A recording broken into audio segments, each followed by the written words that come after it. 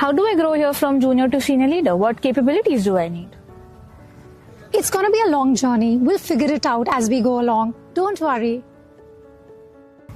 I still didn't get clarity on what skills or exposure I need. See, that's why capability frameworks matter. In my company, every employee has their skills level clearly mapped. My team keeps on asking me about capability frameworks. They want to know how do they move from a level 1 to a level 2 and what capabilities are required. And honestly, I have no answers.